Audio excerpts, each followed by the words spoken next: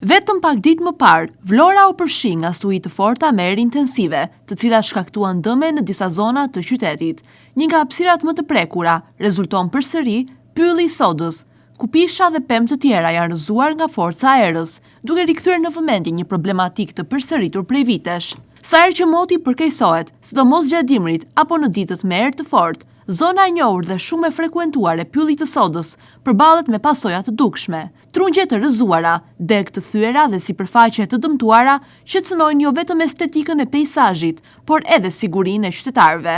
Pamjet nga tereni tregojnë se 10 pisha mbeten të shtrira në tokë për periudha të gjata. Mungesa ndërhyrjes për heqjen apo sistemimin e tyre krijon një zinxhir problematikash.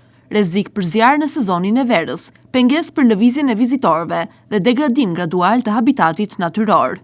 Për më tepër, në teren vërehen edhe shumë pemë të tjera të anuara me rrënjë të ekspozuara ose të dëmtuara, të cilat konsiderohen potencialisht të rrezikshme. Çdo stuhi i re i shton listës së pemëve të rrëzuara, ndërsa ndërhyrja institucionale duket e vonuar ose pjesshme. Pylli i sodës përfaqëson një nga hapësirat më të rëndësishme të gjelbra në Vlorë, me rol të veçantë në ruajtjen e biodiversitetit, filtrimin e ajrit dhe krijimin e një mikroklime të qëndrueshme për zonën bregdetare. Lënia e pemëve të rrëzuara për një kohë të gjatë, pa një vlerësim teknik dhe pa masa reabilituese, rrezikon të ndikojë negativisht në strukturën e pyllit dhe në ciklin natyror të rigjenerimit. Nga ana tjetër, për një qytet turistik si Vlora, pamjet e trungjeve të shpërndara dhe të pishave të rëna ndikojnë drejt për drejt edhe në perceptimin e vizitorëve.